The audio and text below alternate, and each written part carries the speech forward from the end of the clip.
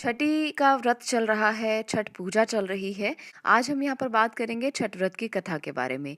छठ व्रत क्यों किया जाता है, किस प्रकार से किया जाता है, इसके लिए तो वीडियो आप देख ही सकते हैं। आज कथा की बात करते हैं। इस कथा को सुनने मात्र से आप लोगों को व्रत का पूरा लाभ मिलेगा। आप इस कथा को बीच में स्किप ना करें, पूरा सुने ताकि व्रत का फल आप पा सकें। चलिए कथा के बारे में जानते हैं। कथा के अनुसार प्रियव्रत नाम के एक राजा हुआ करते थे। उनकी पत्नी का नाम मालिनी था। दोनों की कोई संतान नहीं थी। इस बात से राजा और उसकी पत्नी बहुत दुखी रहते थे। उन्होंने एक दिन संतान प्राप्ति की इच्छा से महर्षि कश्यप द्वारा पुत्रेष्टि यज्ञ करवाया। इस यज्ञ के फलस्वरूप रानी गर्भवती हो गई। 9 महीने बाद संतान सुख को प्राप्त करने का समय आया तो रानी को मरा हुआ पुत्र प्राप्त हुआ। इस बात का पता चलने पर राजा को बहुत दुख हुआ।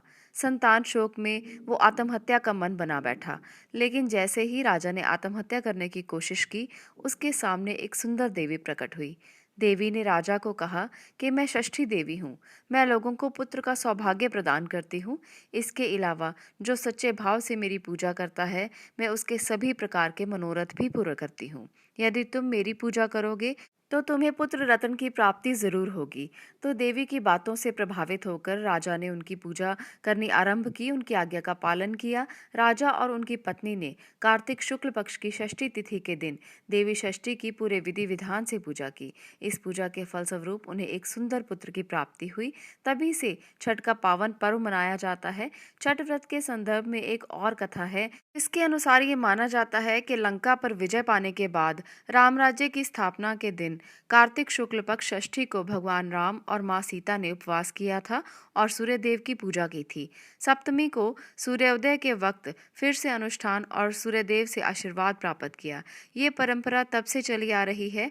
एक और पौराणिक मान्यता के अनुसार छठ पर्व की शुरुआत महाभारत काल से हुई मानी जाती है। सबसे पहले सूर्यपुत्र करण ने सूर्यदेव की पूजा शुरू की थी। करण भगवान सूर्य के परम भक्त थे। वह प्रतिदिन घंटों कमर तक पानी में खड़े होकर सूर्य को अर्घ देते थे। सूर्य की कृपा से ही वो महान योद्धा बने थे। तब से ये परंपरा चली आ रही है। द्रौपदी ने भी भगवान सूर्यदेव का व्रत रखा था। तो ये पर्व की जो प्रथा है, इसके बारे में भी एक कहानी है। जब पांडव अपना सारा राजपाट जुए में हार गए, तब द्रौपदी ने छठ का व्रत रखा। उनकी सभी मनोकामनाएं पूरी हुई और पांडवों को राजपाट वापस मिल गया। लोक परंपरा के अनुसार सूर्यदेव और छठी मैया का संबंध भाई बहन का है। इस मौके पर, छठ के मौके पर सूर्य की आराधना का विशेष फल मिलता है। देखिए, सूर्य के प्रकाश से ही पृथ्वी पर प्रकृति का चक्र चलता है। खेती के द्वारा अनाज और वर्षा के द्वारा जल की प्राप्ति हमें सूर्य देव की कृपा से ही प्राप्त होती है। सूर्य षष्ठी की पूजा भगवान आदित्य के प्रति अपनी श्रद्धा और कृतज्ञता को दर्शाने का ही एक तरीका है। इस त्योहार को बिहार, झारखंड, उत्तर प्रदेश और इसके साथ साथ भारत के पड़ोसी देश नेपाल में भी बहुत अच्छे तरीके से मनाया जाता है।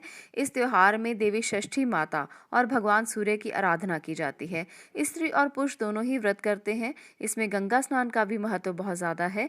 कुछ लोग इस दिन गंगा स्नान करने भी जाते हैं। तो इस प्रकार से बहुत सारी मान्यताओं, बहुत सारे तरीकों से इस पर्व को मनाया जाता है। आप भी अपनी श्रद्धा, अपनी भक्ति के अनुसार इसे मनाएं और इस व्रत कथा को सुनें।